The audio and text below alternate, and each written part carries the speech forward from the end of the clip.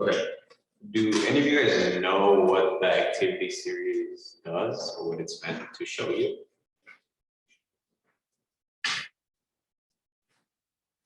Okay. Okay, trying to make sure.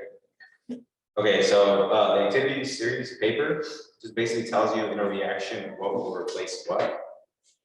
So as you go up, it's telling you what's going to replace what in a reaction, and basically things underneath cannot replace things above it unless I believe there's a catalyst or some sort of other working force. So when you use it, you basically start at the top will replace anything underneath it. And then it also comes with conditions like lithium will replace hydrogen from liquid water, steam, or acid. Basically just letting you know that lithium will replace that if it's in aqueous, vapor, or liquid. And I guess the best way to do this is just show you guys a couple examples. I forgot my pen for my computer at the house, so I'm using my finger, so if it's not the best writing, I apologize.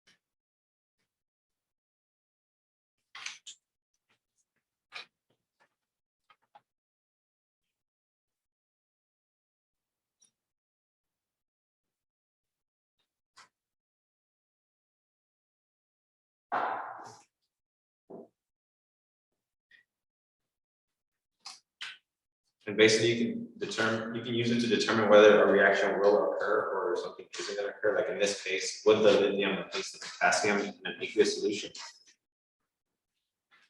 Using the activity series, will it or will it not?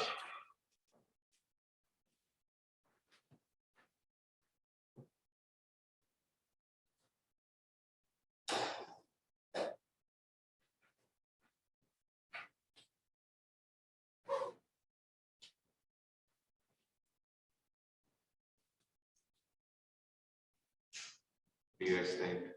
Using the activity series, knowing that the things on top replace the things underneath it, will it or will it not replace the potassium in an aqueous solution?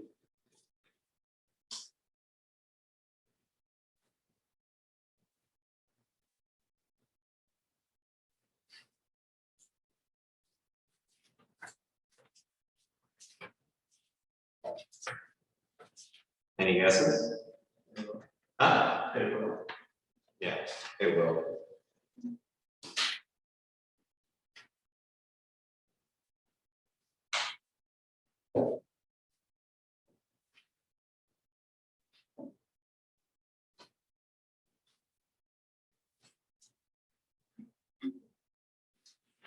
And this is a very simple way of showing it. So this is just the basic. So basically, when you look at this, you want to see where it stands in the activity series, and then determine, is a reaction going to occur or is there going to be no reaction?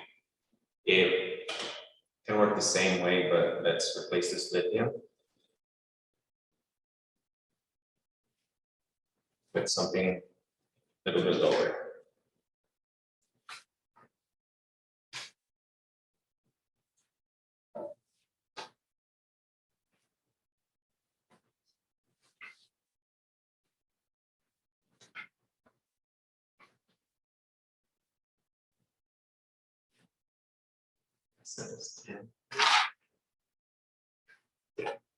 Now we have solid tin, and it's going to be added into a potassium chloride aqueous solution. Will it replace the potassium? Just going off of the activity series. Oh wait, so you get no. So what would you answer to this question? What would you answer this? What would your answer be to a question that asks you to tell you what happens in this reaction?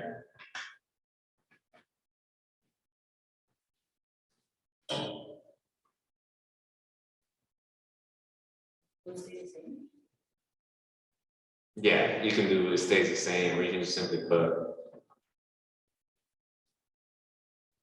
NR, no reaction.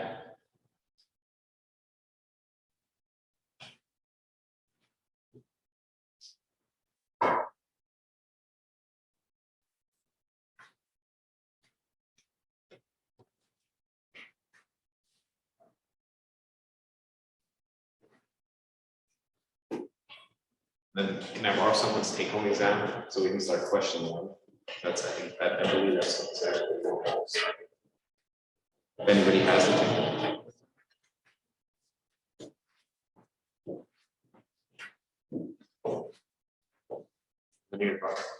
It's that exam. Oh. The one where I asked you. Yes, I'm over question one.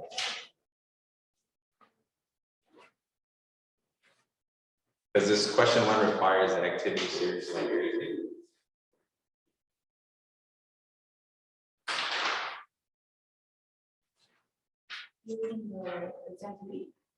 Yeah, exactly. The take-home exam. Sorry, I think all you guys can say take-home exam. Is it that one? Yes, exactly. Take-home exam.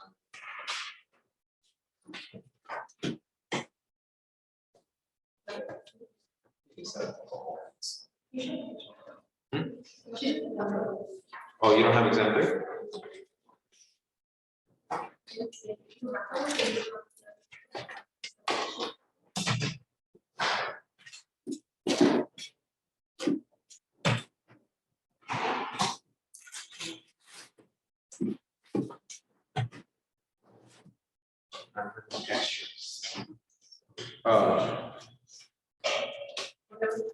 Yeah.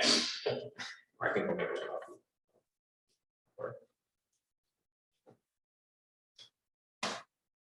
Okay, so exam 3, question 1. This one has a total of 5 separate parts to it.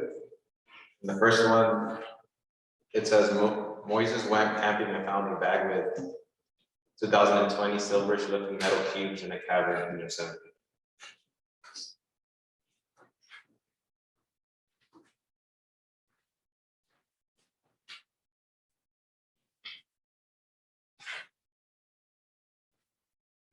These cubes have a height of 5 centimeters. Sorry guys, like I said, I don't have my pencil on. Justin believes it is aluminum, nickel, platinum, silver, or zinc.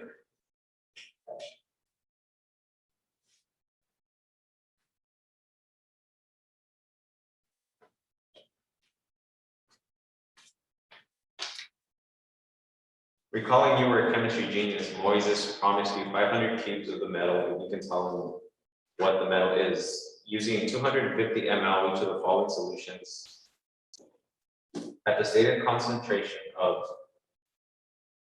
and knowing the volume can be used to calculate the moles of the compound. Okay, so the question 1 is simply ask you, calculate the mass of solid for each solution or pure compound. Enter your answer with the correct number of significant figures in decimals and the correct units. For example, if my correct number of significant figures is 500 units or grams of chromium phosphate, I will enter 0.00502000 grams chromium to phosphate.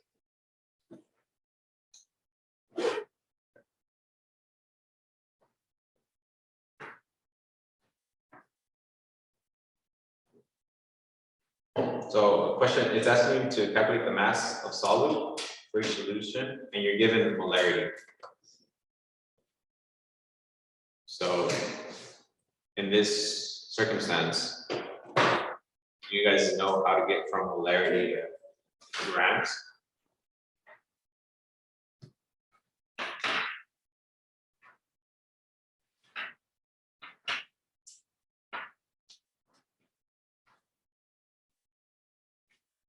you're giving your conversion factor. So you're giving M is equal to moles over liters, specifically it's moles per 1 liter of solution. Awesome.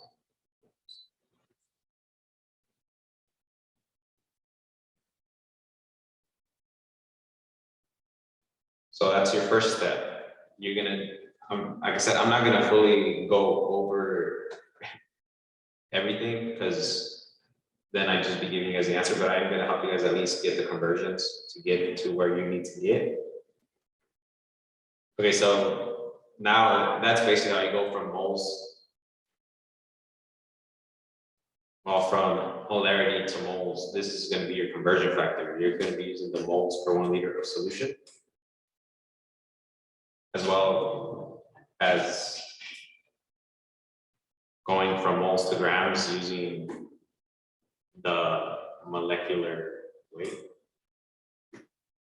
or your grams per mole. So, and then you go from moles to grams using your grams per mole. That's how you end up at grams.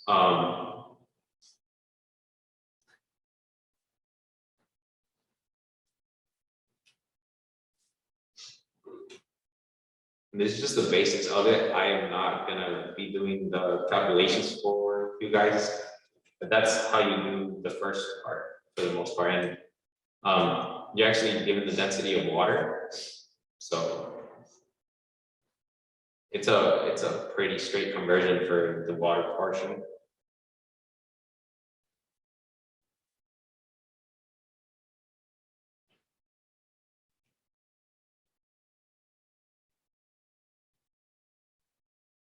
And pretty sure Dr. Henry's still here. Let me make sure he doesn't want me to go any more in depth in this, because if he does, I will. But if he says just keep it like that, I'll just keep it like that.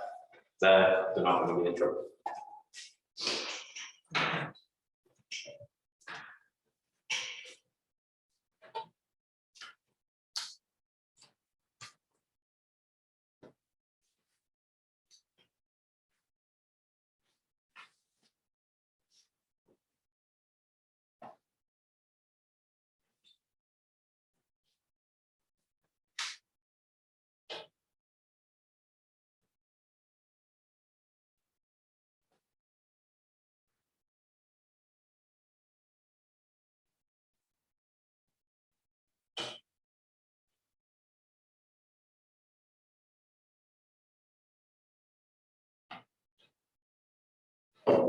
And until I get that answer, I'm gonna start with the portion 2, which is gonna be where you guys are using the activity series to determine whether a reaction will occur or not. And this is the part I think you really want me to go over, because that's the part he talked more about. So you get in all your things in a table.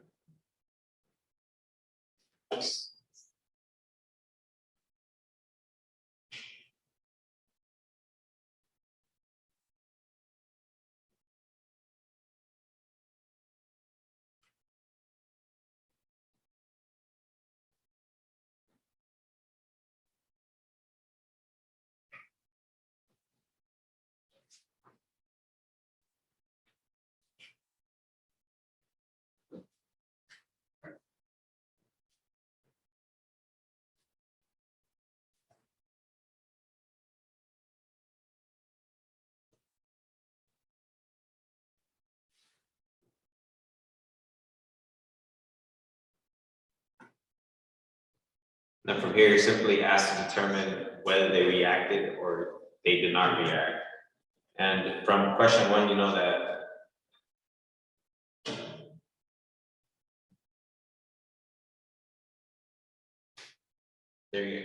there are an aqueous solution.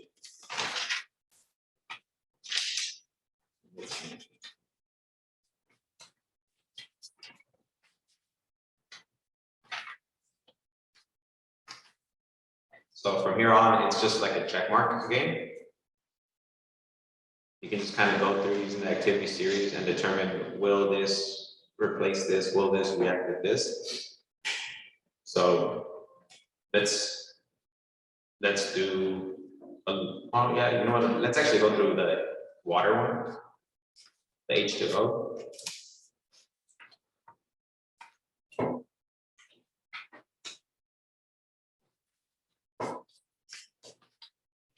Let's see whether any of these replace anything. Okay, so would aluminum replace H2 in water?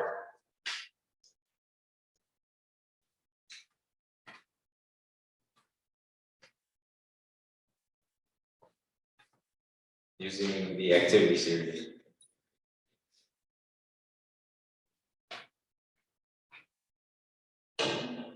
And if you guys want to know whether it will replace water, there's another little thing side on the section that tells you what it will replace hydrogen in.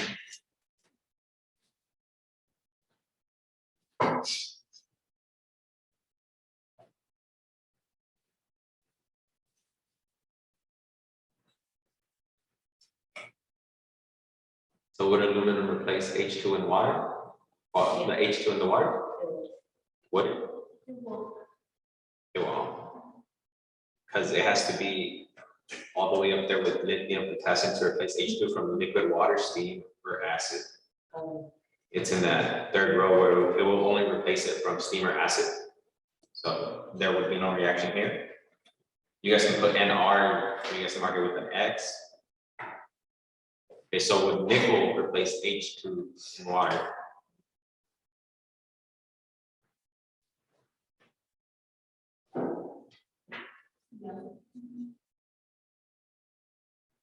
What about platinum?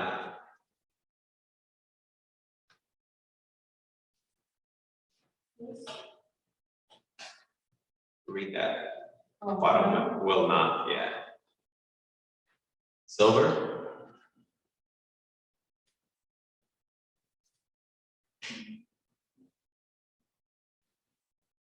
Okay, finally, zinc.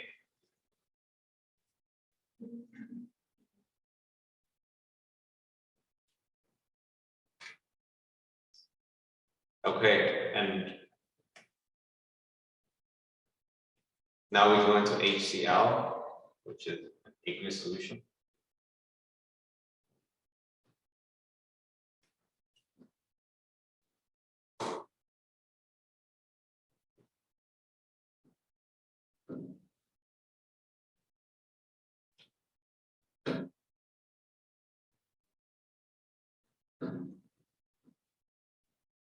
Okay. HCl is an acid. And it's a very strong acid at that. Okay, so let's start with the aluminum. Would it replace the H in an acid? No.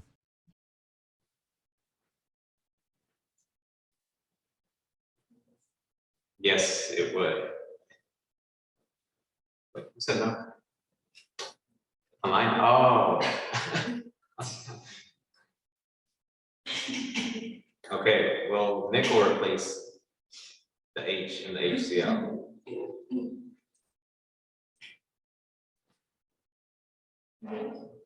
Yes, it would. Finally, platinum.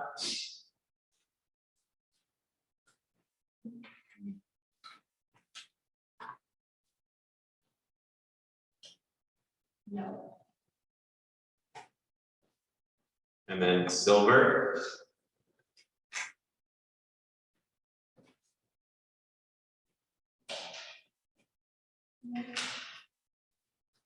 And finally, zinc. Yes. Okay, then, and you know how in elementary school they told you to always read the whole question before starting to do the problems and all that? Well, if you guys read the third part of this exam, you guys will know that assuming the metal reacts with solutions B, C, and F, but does not react with A, D, or E, identify Moises metal. So all of them follow that does not react with A part. However, you had some it said the metal did react with solutions B. And since you already determined that 2 of these did not react with solution B, which is a HCl, you already know that these 2 would not be your metal. There was no reaction, they did not react with B, so you know that those 2 cannot be your metal. So you've already eliminated 2 of the 5, so now you're left down to 3.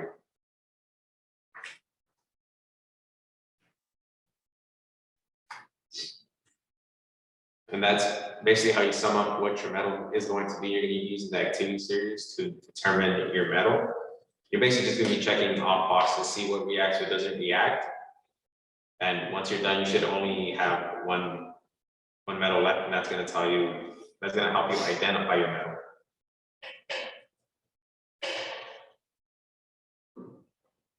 Sorry, specifically online or in person, do you guys have any questions on how to use the activity series table? Because it isn't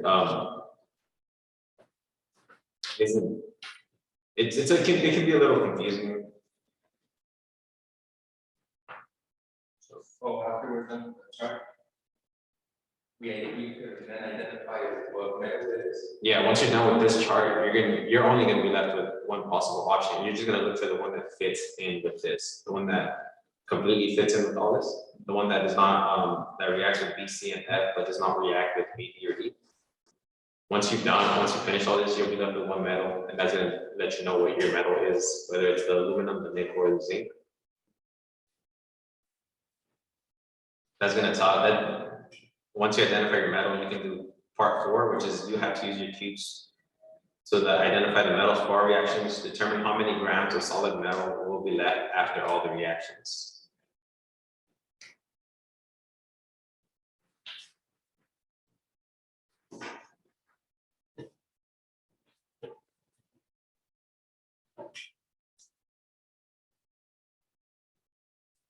And just so you guys know, you guys are going to have to find volume and convert volume to grams using density.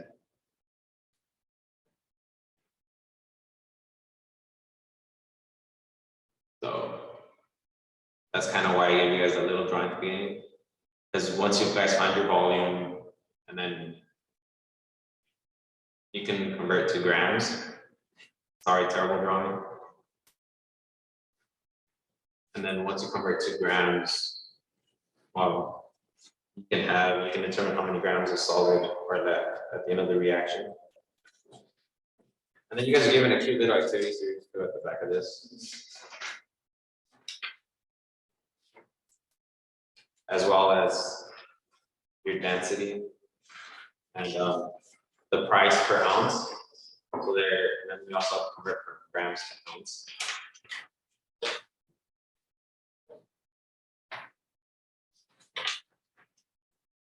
Like I said, other than section 2, where that requires the full use of the activity series, I don't want to go too much into detail on part 4 or 5, because it's just math for the most part.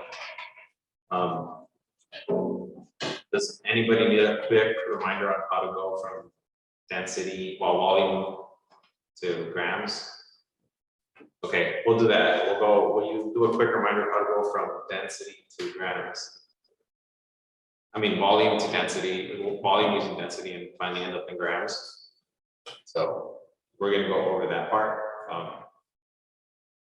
Kids from Harnell, are you guys okay with that? Just going over that part real quick.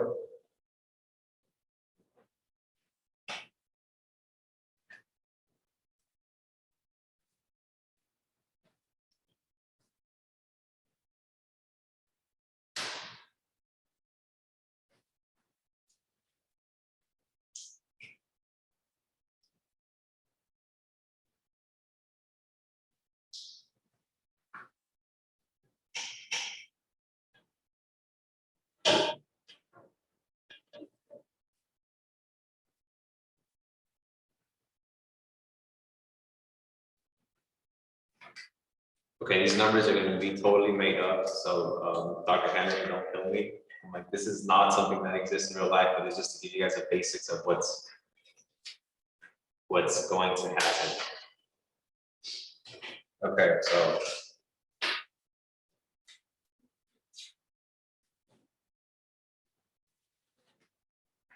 Instead of using a cube, this time I'm gonna use a rectangular prism.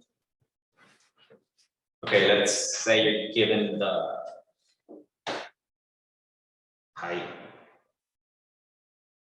the length, the width. Let's do 10, 5, 6. In this circumstance, I'm actually going to give you guys what the metal is, because I don't want to go through the whole work of using activity series and all that. Okay, we're going to say it's platinum, PT, with the density of 21.45 grams.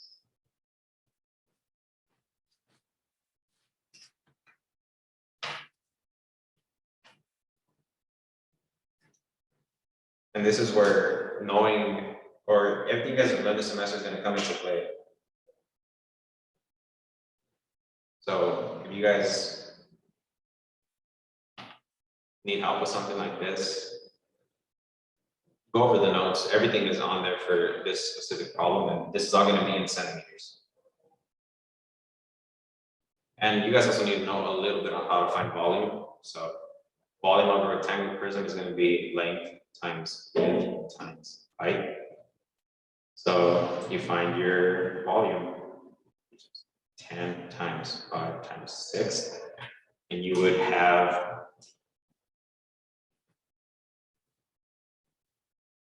300 centimeters cubed. 300 centimeters cubed.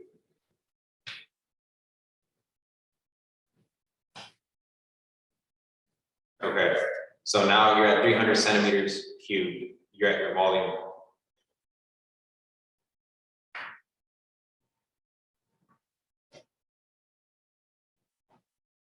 Now, how would you use the density to find your weight?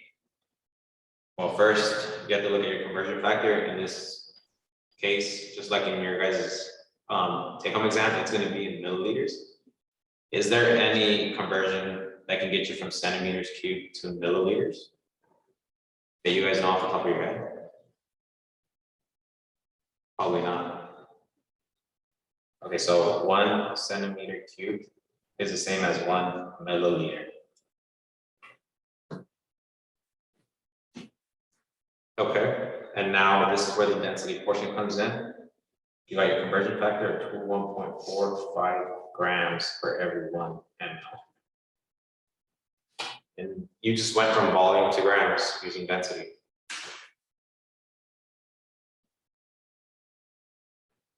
That's exactly how you go from volumes to grams using the density of the known material.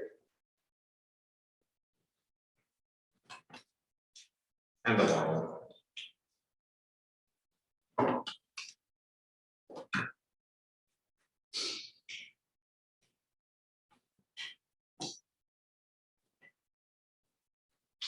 Any questions?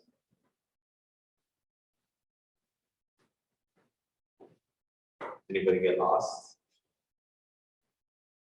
It's a lot of math. So in the exam, you're told to find, to use a cube, and you're given us one side length of a cube. How would you use that to find the volume?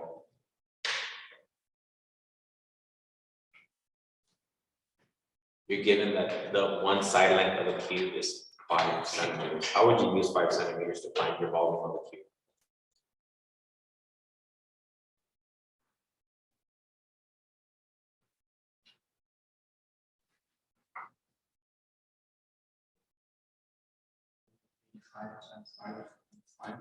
Yeah, the volume of a cube is just one side cube. So it'd just be 5 times 5 times 5. And you have the volume of 1 cube. And you have to keep in mind that you have 500 of those. Well, you're going to be given 500 of those, and there's 2020 more.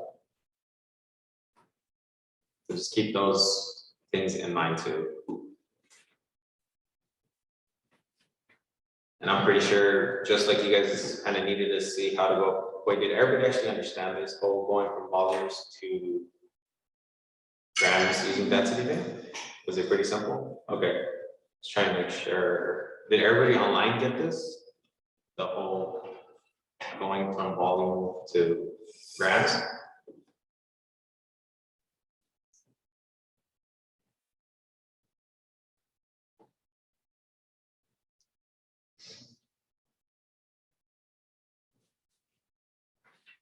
Do you guys also need like a refresher on how to go from molarity to grams?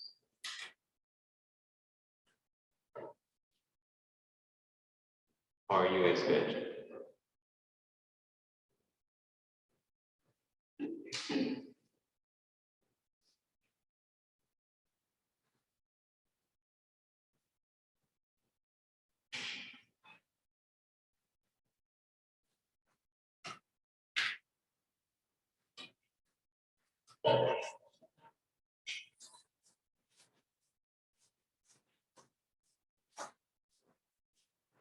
And again, I apologize, these might not be pretty numbers because I'm just pulling off the top of my head.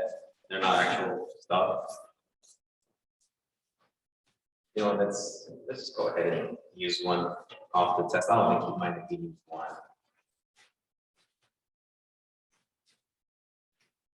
Oh. Okay, so you have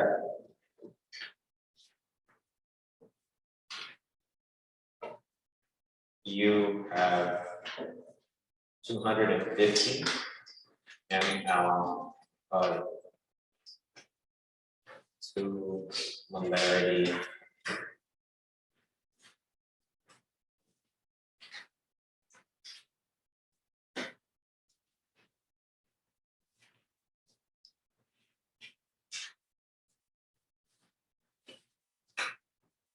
oh shit, that was off.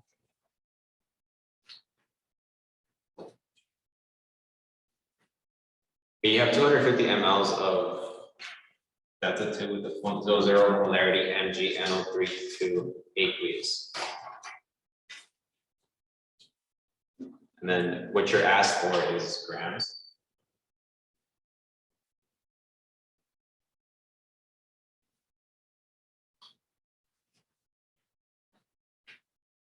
So you have to start with your given. In this case, it's actually going to be the 250 ml and not the 2 molarity magnesium nitrite.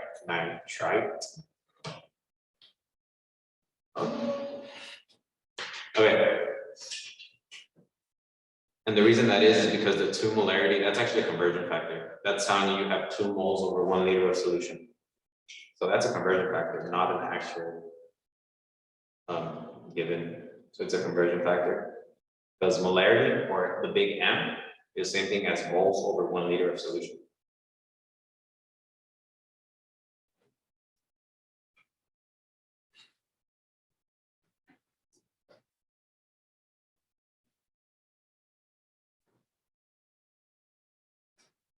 So you start with your given, like always, the 250 ml. Then you have to get to grams. So let's start with the conversion factor given, which is moles over the moles per 1 liter. So in this circumstance, you're gonna have 2 moles for every 1 liter of magnesium nitrite. So you need to get from milliliters to liters to begin. And the conversion factor for that is 1,000 milliliters for every 1 liter.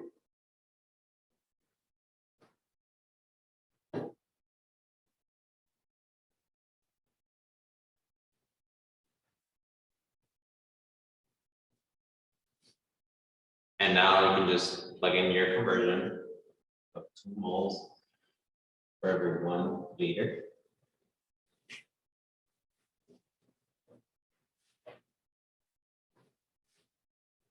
And now you're at moles. And how do you get from moles to grams?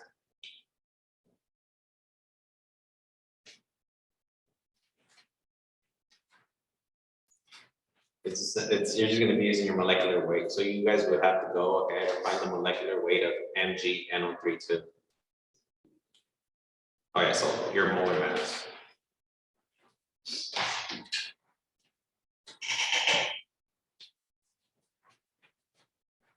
And that's how you get your grams of all the solutions of basically part 1 of your exam. Like I said, I'm not gonna do any more than that because I'm pretty sure most of you guys have it from here. Molar mass wise, everybody here remembers what the molar mass is and how to solve for it, right?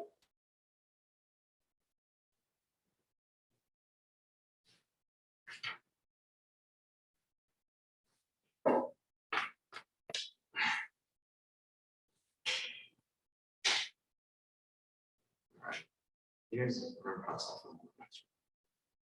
Okay, let's try to check.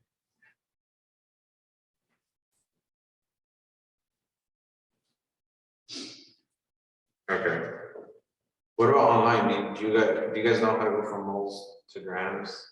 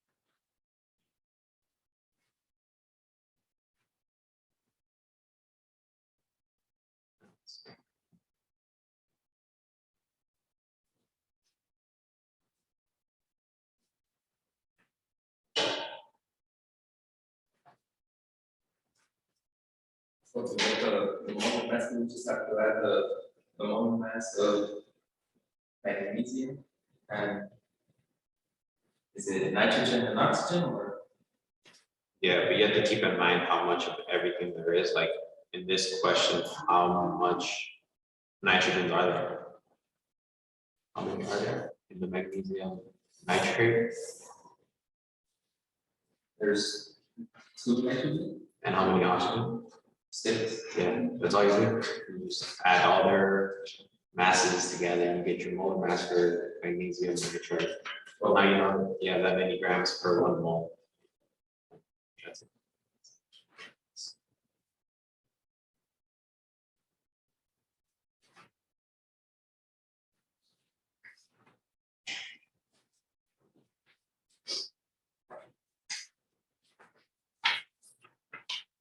Since I can't really ask the hard now kids, what part of the take-home exam really confuses you guys? What numbers completely? Okay. All of them? For me, it's probably the whole test. The whole test? It's cool. No, it's a bit of an honest. But when I first looked at this, I had no idea what it was asking for you.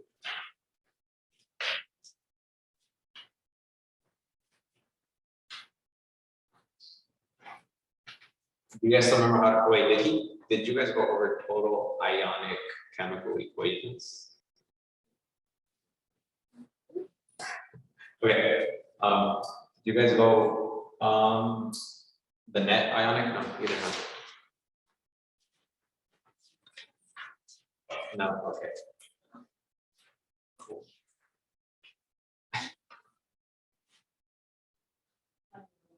When exactly is this test?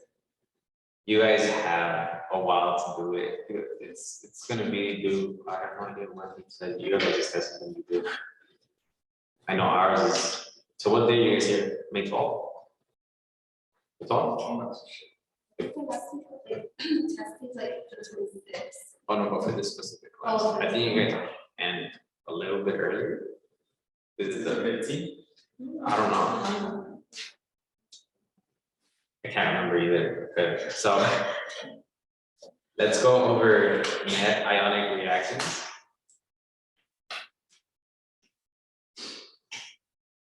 And total ionic chemical equations. Let's see if I can actually try to use the word for this.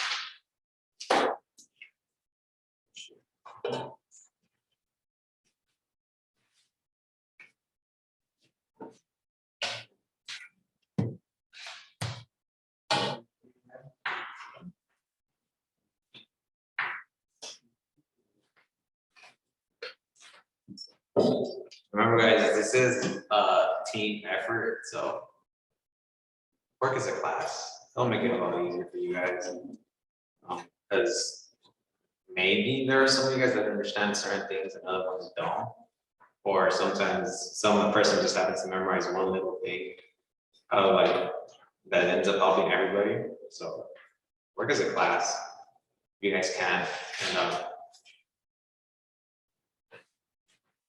if you guys are the really quiet type, don't be scared to bring up what you know. Because I'm pretty sure some of you guys are a lot smarter than you lead on yourselves to be.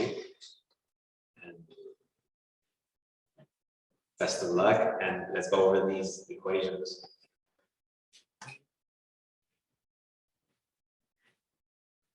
And by no means was I calling any of you guys dumb or anything, but I'm just saying some of you guys are so silent that I don't know how much you guys know, but then I see you guys whispering something, and then I'm pretty sure you guys are kind of right about what you guys are saying, but you guys are just too nervous to share anything.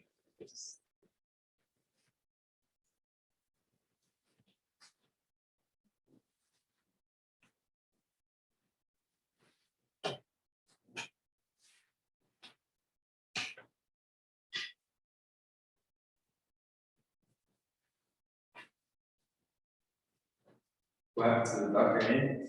He's in a meeting, bro. Oh, yeah. Oh, wait, did you, well, he did announce it to you guys that it was there about the chemistry degree going now. Got approved through the committee, now it needs to go to the board and get the funding. So that got approved, which is good. So we'll see where it goes from here. Hopefully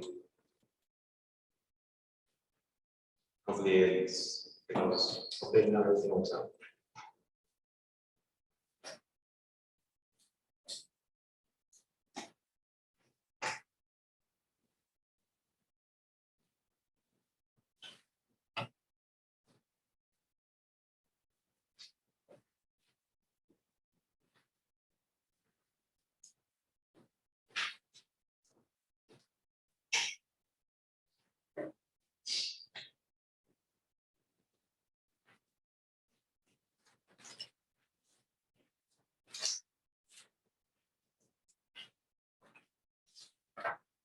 Okay, first, let's try to determine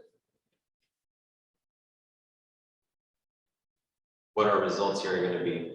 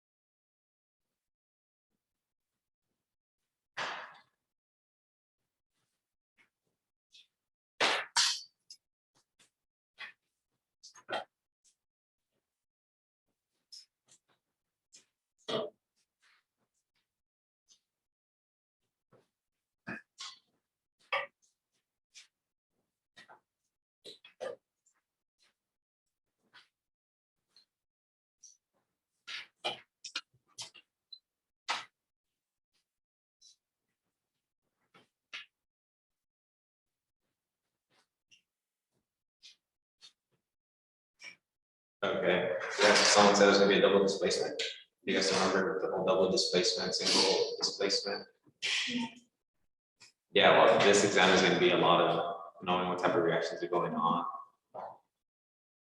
So we got a double displacement. So we got here and here pairing up. Here and here pairing up. So now we have our new E, B, C, L plus K, N, O. Sorry. And like I said, this last test is a summary of everything as I've learned this whole semester. So can anybody tell me what the charge on the lead is for the PV?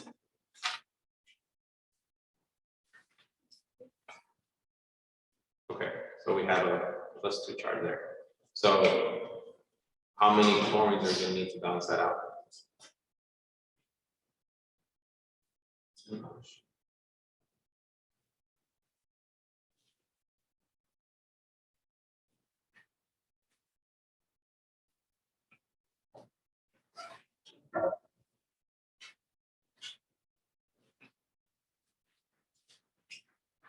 Now, here's the question. What is the charge on nitrate? It should be in your polyatomic ions chart.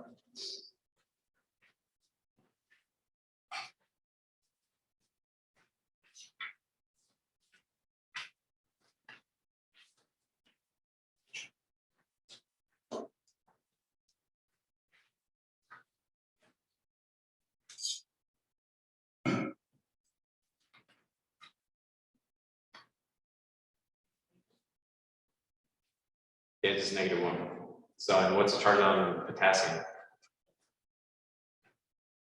That one's just a periodic table.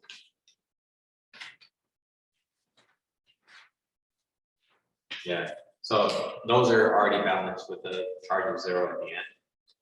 And now, is the reaction balanced or is it not balanced?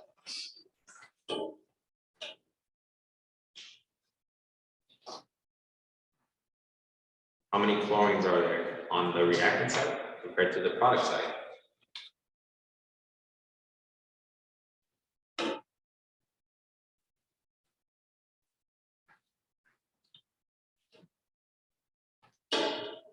It's going to be a 1 to 2. So to balance that out, you put a 2 here. Now you got 2 potassium chlorides. That balances out your chlorines. However, your potassium is still not balanced, and neither is the nitrite. To balance that out, you guys can just put a 2 here as well. And that balances out your whole equation. And now the final part, did anything happen in this reaction? Did anything become solid? Did anything, basically, was there a formation of anything in this reaction? Was there a formation of solid? Did anything precipitate? And that's where you guys can use your solubility table, which is also in your guys' packet. And it basically tells you what is soluble, what isn't soluble.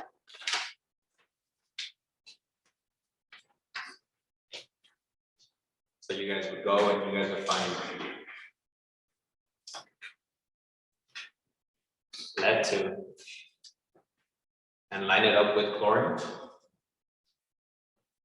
or chloride, and it says slightly soluble. So if it says slightly soluble, most likely there was a formation of a solid.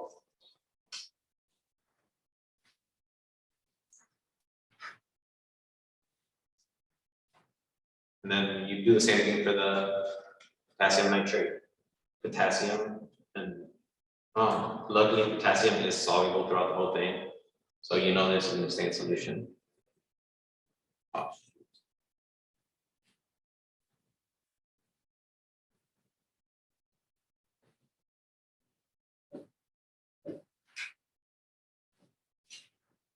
Okay, this is going to be your, this is your reaction. And now to break this down into the net, it's a lot longer because now you're going to be taking into account all those charges we just talked about. Every single charge we just talked about, you're going to be taking, well, the total ionic, you're going to be taking everything into consideration. So now you have your PV with the +2 charge we talked about in aqueous solution plus 2 NO3 with that -1 charge we talked about in the aqueous solution plus your 2K as well, aqueous with that +1 charge we talked about plus your 2Cl aqueous -1, and that's going to yield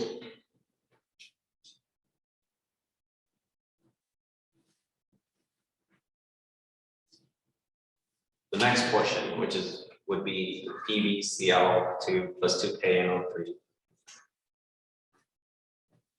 So now you have your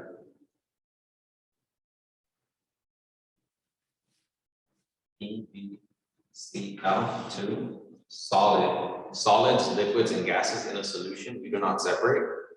So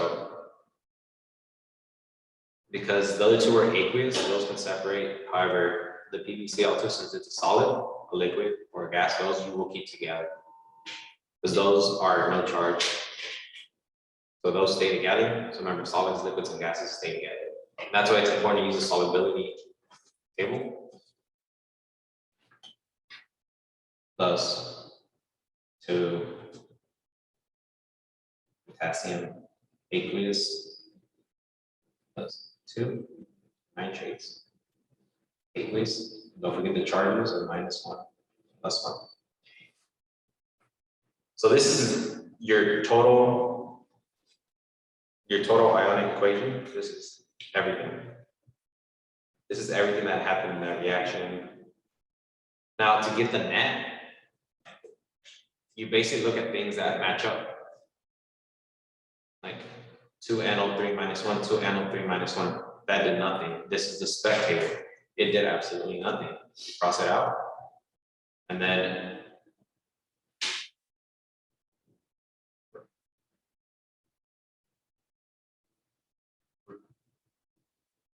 the potassium as well.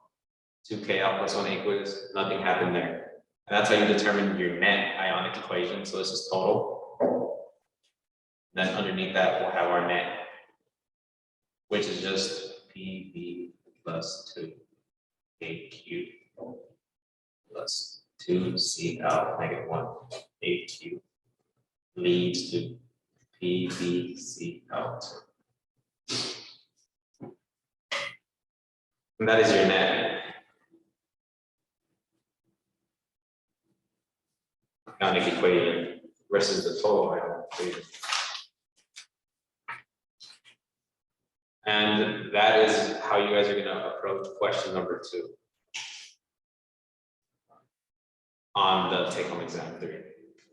These are not similar to those at all. I mean, it's not similar in terms of what materials I just used, but it's the same thing. It's determine the type of reaction. Will anything happen? And you get your answer. But just remember, things don't necessarily have to happen. There doesn't have to be a reaction. So keep that in mind when you guys do this. And the way to determine if there was no reaction using your net ionic equation is that everything is a spectator. If everything is a spectator, then nothing happened. If everything is exactly the same, after you did all this, you had no formation of solids. So basically, you guys use your solubility table and determine that everything was soluble. There is no formation of solids.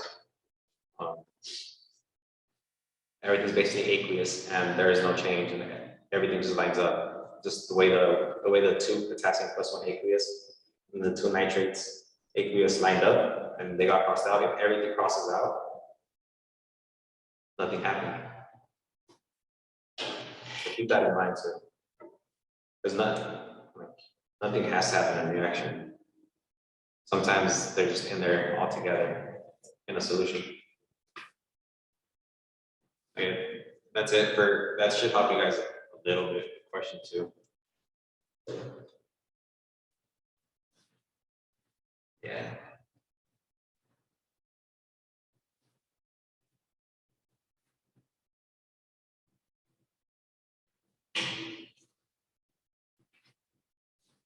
as far as question 3 goes, that's empirical formula and molecular formula, and using those to find your solution. So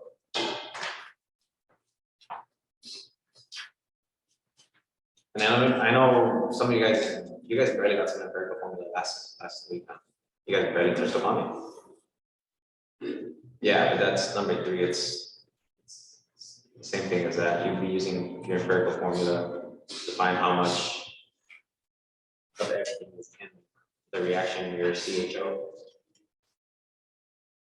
And then from there, you guys, remember, you guys are allowed to use the internet to like look up, let's say you guys get C8H10O1.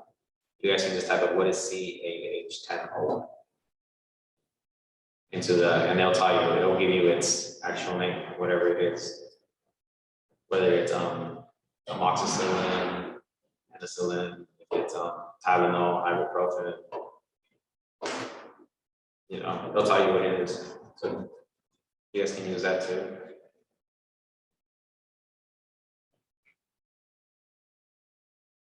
And then question 4 is the same as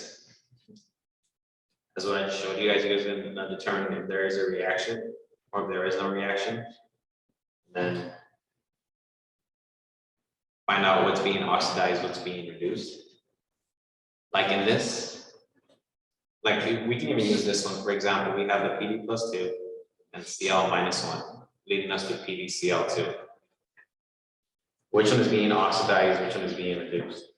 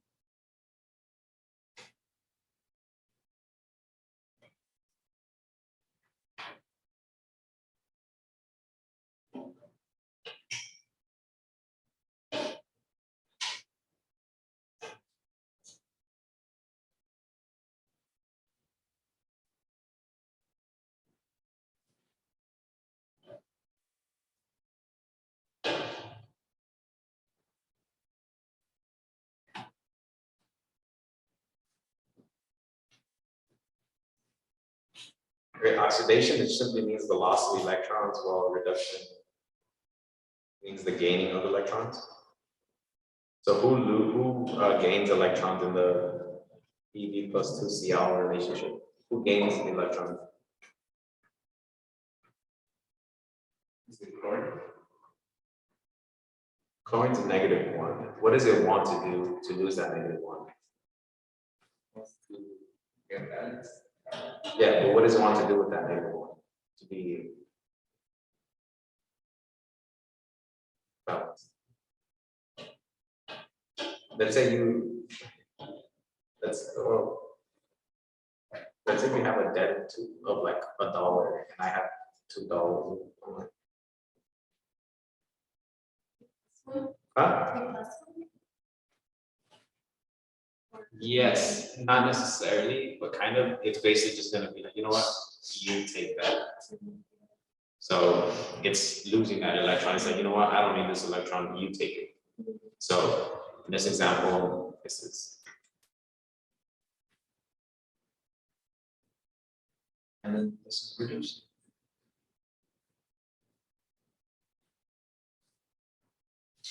And reduction is the easier one to remember because you're basically going from a higher charge to a lower charge.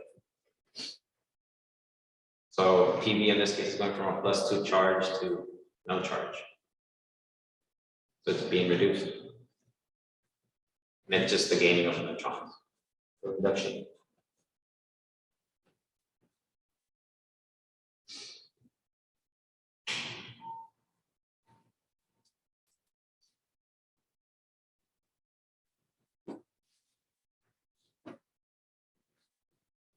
For the exam 3, there's only going to be 10 questions or This is it. This is exam 3.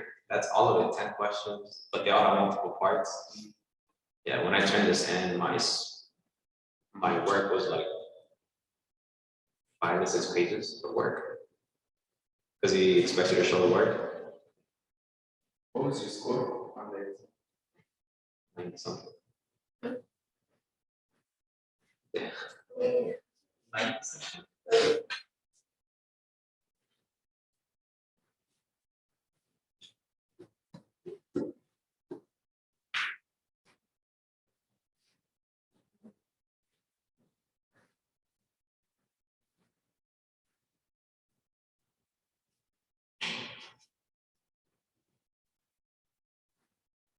And that one, that second part is to help you guys. Question number 4 of the take-home exam. I swear, Dr. Henderson, there's only going to take like 20 minutes. No, I have class. We'll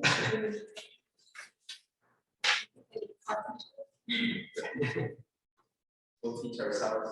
Yeah, We're gonna go over the whole exam. just the other goal. Oh, yeah. Okay, so 6 is just going from grams to moles to molecules. So quick conversion on that, grams, the molecular weight of grams per mole. You set it up this way, and per the mole, you use a specific number to get to molecules. And we talked about we talked about it a lot. What was that number? Does anyone remember?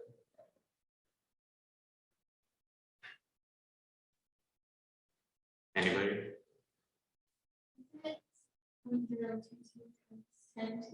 Yeah. We just use Avogadro's number to go from moles to grams. So you know that 1 mole is the same as 6.022 times.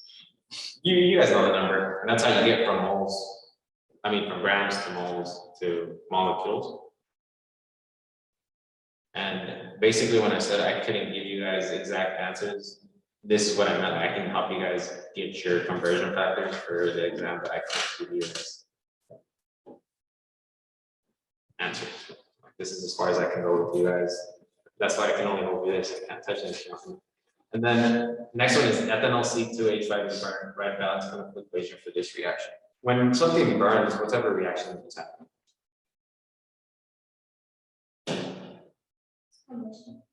And what are your results of combustion every single time? It is carbon dioxide water.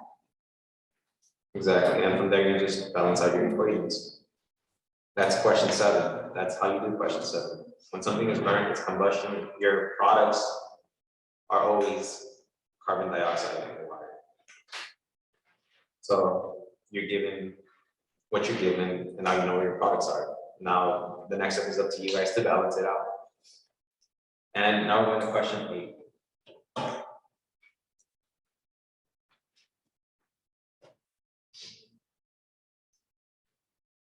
Which is the same thing we talked about previously. It follows the same concepts as question 2. Question 8, question 2 follow the same basics of all this. And remember, I'm trying to make this a little bit simpler for you guys. Obviously, you guys all have your phones, so all you guys can simply just type iron 2 chloride chemical formula. You guys will see what it is, but just keep in mind what it's telling you. So iron 2 chloride is mixed with 500 mLs of 2.5 milliliters of cobalt 2 nitrate. And it's telling you that they're in milliliters. So both of these are obviously going to be in what state?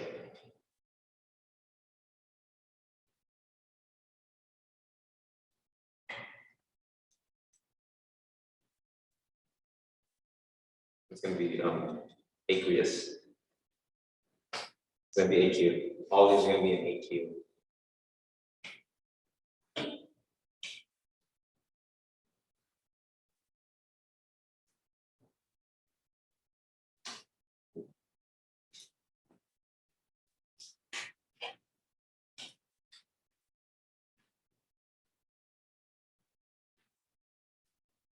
And then from there, you're using the same basics where you're given milliliters, and you're going to convert, you have milliliters in your molarity.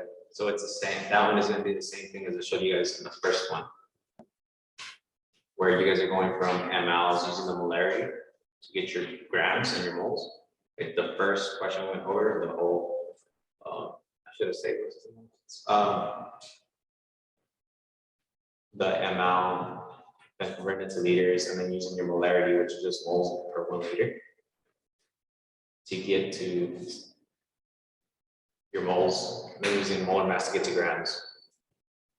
That's what all of these are using. All of these are basically assuming you guys know how to do that, because they're all mLs and telling you the volume and giving you your conversion factor or molarity. And then it asks things that are a little bit different, like actual yield versus theoretical yield. Which theoretical yield is if the reaction goes perfect and you guys lose nothing, and you guys are like the perfect chemists, this is how much you're supposed to get. Whereas actual yield is, you know what, we live in a world where nothing is perfect, things are gonna happen. So this is how much I actually got.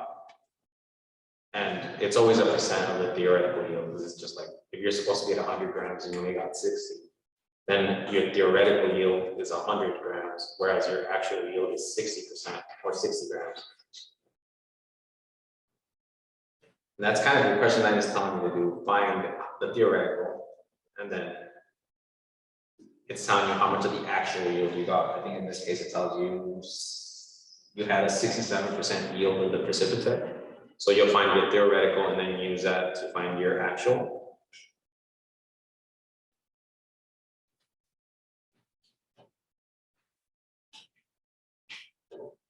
And 10, if a hazardous bottle level 20.20% by mass hydrochloric acid 8 HCl with a density of 1.01 grams.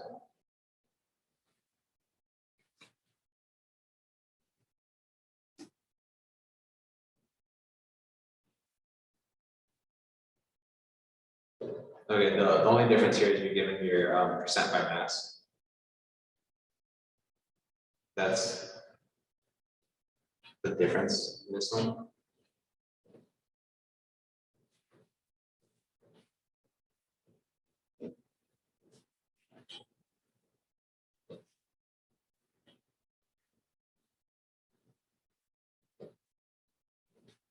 It's kind of like the whole test with what I can do, unless you guys want to go over something specifically. I'm like, I really can't, I'm like, 'cause I think with what I did, I'm probably gonna hear something.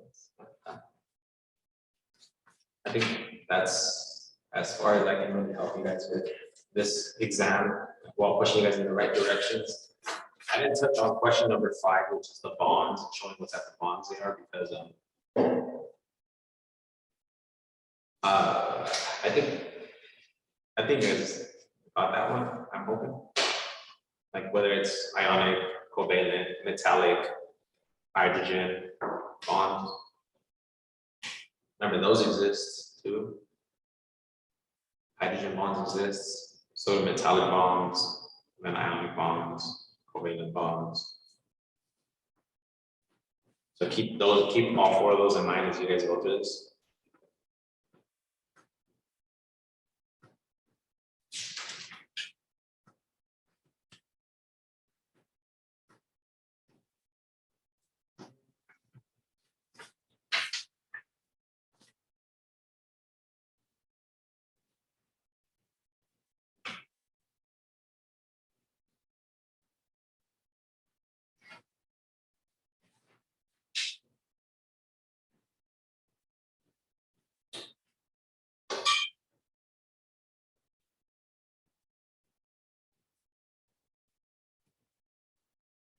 Okay, does anybody want to go over something specific in the semester or anything this semester? Because I'm pretty sure there's still a lot of questions. I know there was a lot of questions in our classroom. I think the only difference is you guys are mostly, for the most part, really done, I believe. So no one's really taken a leadership role yet. But it's understandable.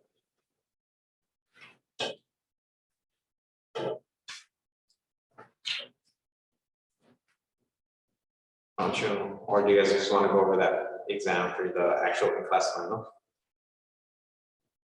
Would you guys rather go over that? The exam, oh, you guys are having an in-class final. Everybody knows it, right? There's a take-home exam and there's an in-class final. So that, have you received the practice exam? Yeah. Oh, I think she might have missed that day. Okay, so we need to get you a copy of both of those. Okay, you can go over that practice exam. Just give me a second, and for now online. If you guys have any questions, let me know now. I did ask Dr. Henry to give you guys my email, so you guys can email me if you guys have questions and stuff. But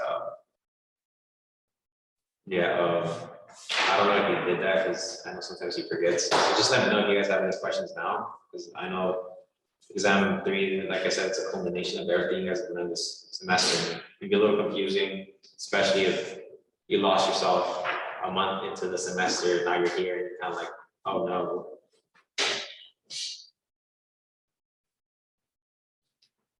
So please let me know if you guys have any questions. Like I said, Dr. Henry should have given you guys my email. I asked him to do that a while ago, so I'm not sure if he did. I'm pretty sure he did.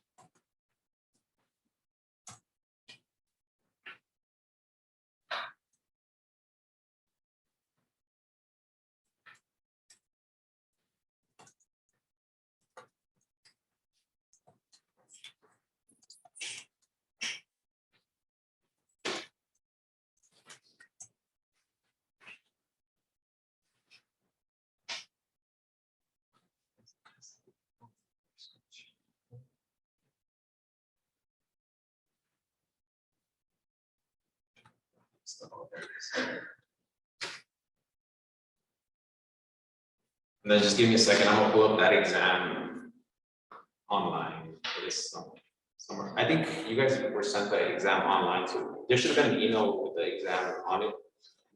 You guys get it? Yeah, you got it? Okay, cool.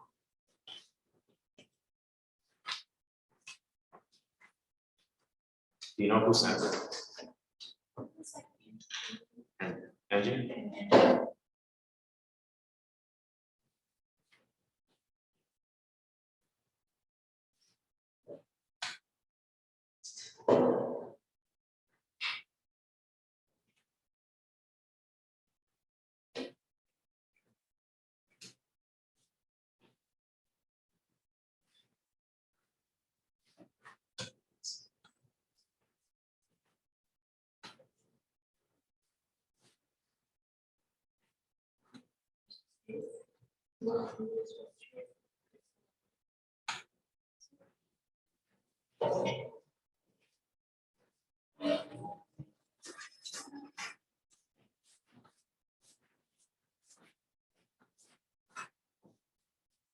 Okay, so going over the practice exam now. I'm like, I am not a machine, so I do make mistakes. I don't memorize all of these off the top of my head. So if I do make a mistake, please correct me. But the chapter 1 are just chemistry and measurements. Those are just conversions. Does anybody need help on converting these specific measurements into their scientific notation form? Or do most of you guys understand how to go from those to? That's good. And well, before we start this, let's take like a 10-minute break, guys. I need to go use the questions. Okay, so we're starting with chapter 1, the measurements one. We're just, if this is going to be quick, this is going to be, let's get through it, get as many as we can get done before I have to go to class. So let's begin with scientific notation.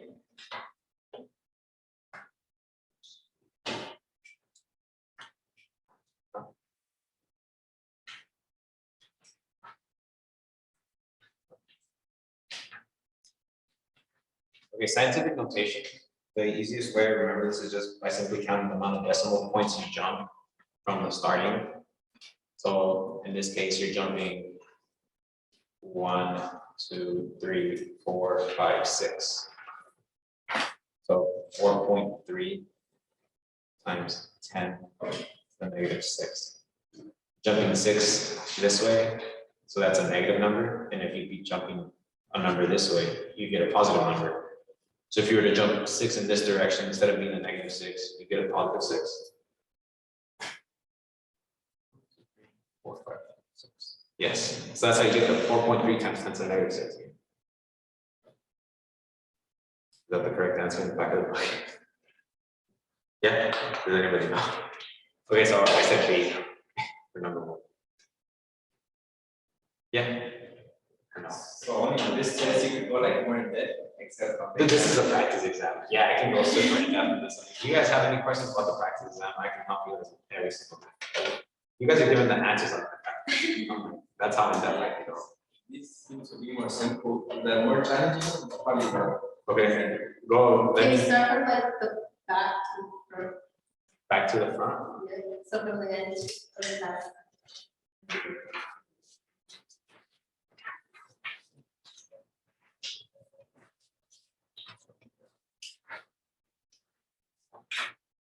Or let's go chapter by chapter. Chapter 1, chemistry and measurements. You guys understand that. For the most part, I'm hoping. Okay, energy and matter. It's just let's see. Like, what is helium? Is it a compound, a heterogeneous mixture, an element, a homogeneous mixture, or an electron?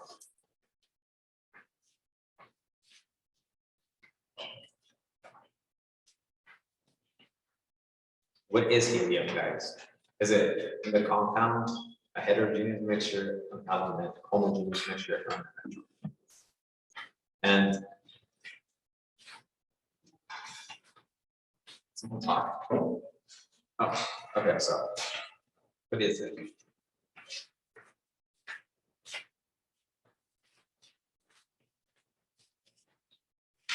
What is this? What is this? Yeah, it's an element.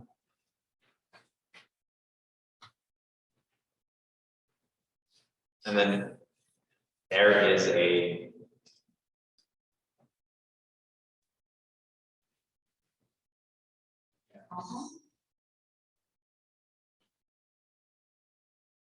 no, it is not a compound. Air, the thing that surrounds all of us, it's made out of so many things. So you, in a way, you can say it's a what? A mixture of what? Gases, right? But can you see this mixture? So would it be hetero or homo? We're wrong. Okay, would it be heterogeneous or homogeneous? It'd be a homogeneous mixture. I believe, just double checking on that. Go ahead. Okay, so 26. Is it B? Yeah. Okay, guys, yeah.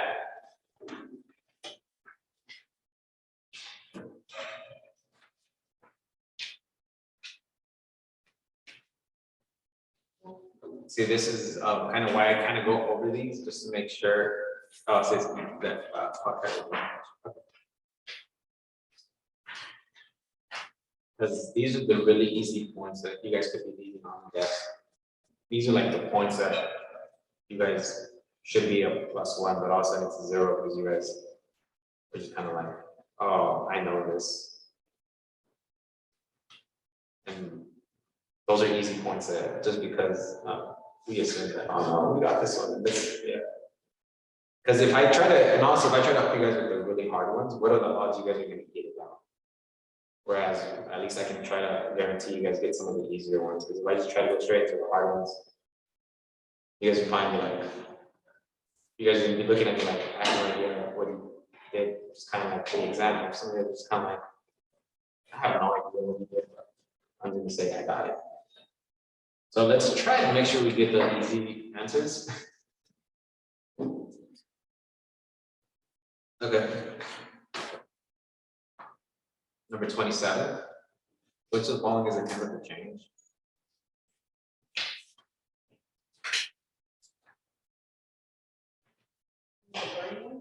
Yeah, burning, the burning sugar.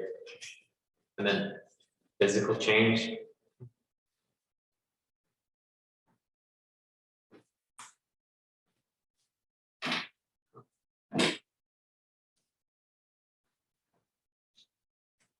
There's a word here, most likely you guys have never heard. It's the subliming. That word subliming is where a lot of you guys will assume, oh, that must be a chemical change. Subliming simply means going from solid to gas. There are some things that can skip the liquid, just go straight to gas. Dry ice is one of them.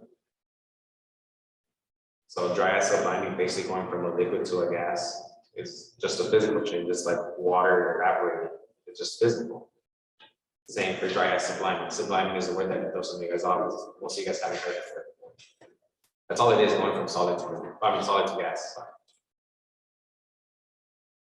Oh, 29. How many calories are required to raise the temperature of a 150-gram sample of gold from 25 degrees Celsius to 175 degrees Celsius? The specific heat of gold is 0.0308 calories per gram. Degrees Celsius.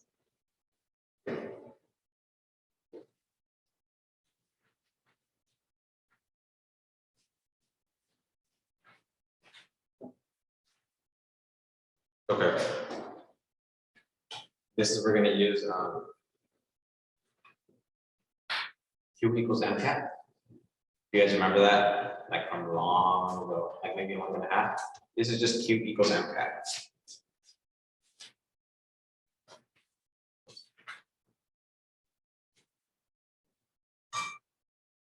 Where in this example, your Q is actually going to be in terms of calories. Because at the end of the day, calories are just energy. And obviously, if you go on a surplus of energy, your body stores it and we gain weight. So calories are just energy.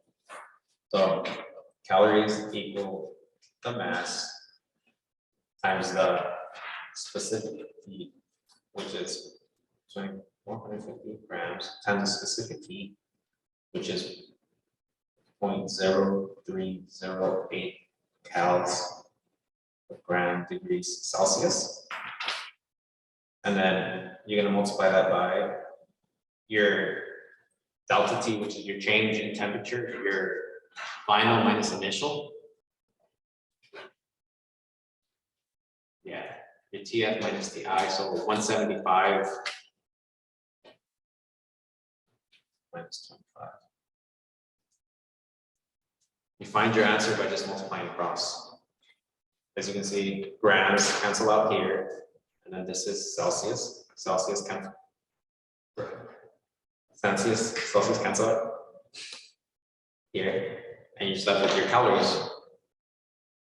The 150 times 0.038 times the change in 175 minus 25, which is your final versus minus initial.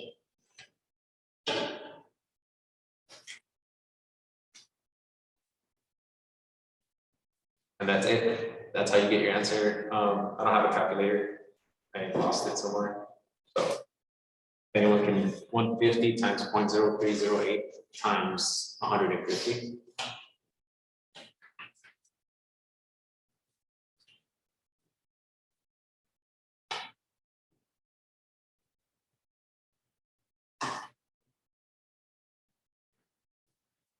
Actually, it's 693. Is that what you got? Did anybody do it? Yes. And now, can you check if that's the right answer? Is it D for number 29? Yeah. Okay, cool. I'm like, I just want to make sure I'm giving you guys all the right information. I'm not a robot. I make a lot of mistakes. Trust on that. And I will make them for the rest of the class.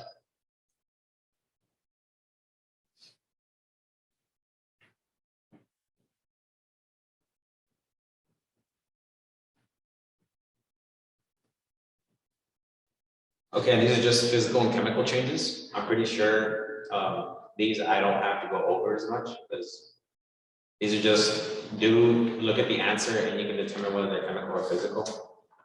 So there is no math behind these specific ones right now. So these I will let you guys know on your own. Let's see if there's any math ones. And then you guys know how to use the periodic table to determine if something's a metal, non-metal, transitional metal. All that? Okay. And you guys also know how to use groups and periods to determine elements that have similar chemical properties, families.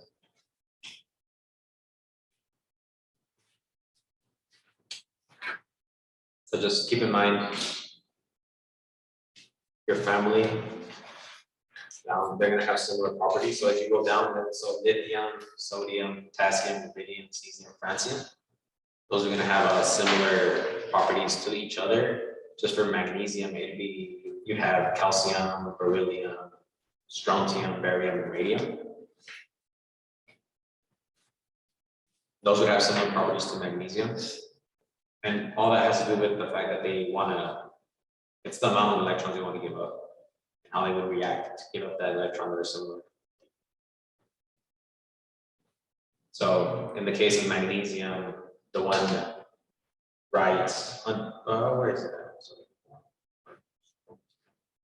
It'd be strontium, it's two underneath it, that would have similar chemical properties to it.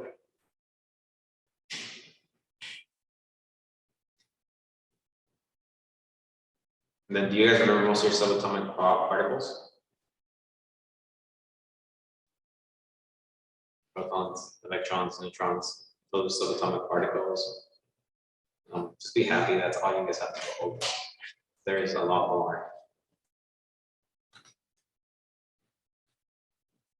The mass number of atoms can be calculated from, you guys should know this. Mass number, right?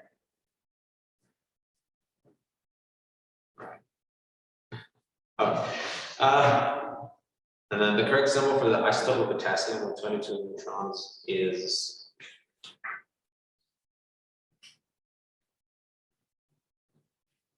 you guys remember how to do this one? Yeah. And then this would follow the same basics as this one, where it's giving you your isotope, and you use that to determine protons, neutrons, electrons. And it's just asking for the definition of an isotope. And we all know protons can't change because that changes the element. And then when electrons change, you have an ion, not an isotope.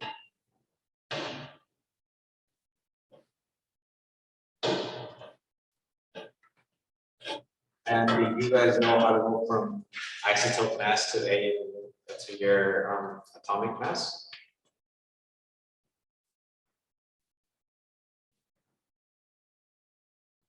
Using percentages?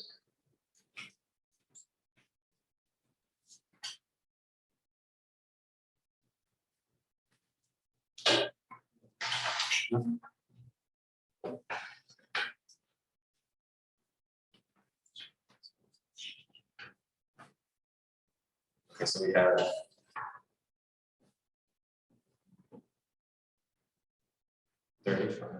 AMU is 0.758.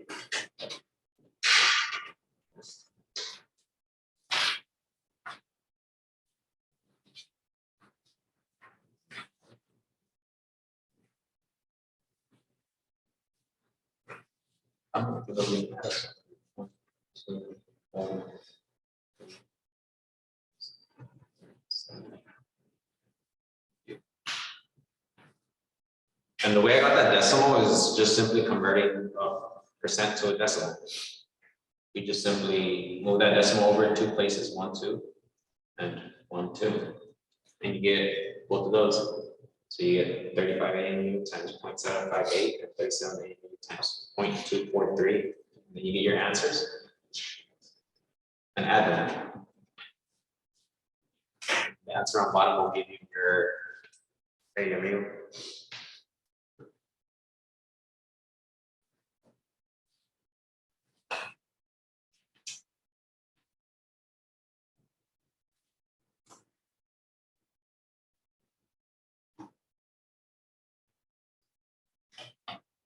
And I have class in 10 minutes, so I'm gonna end this here. I don't know.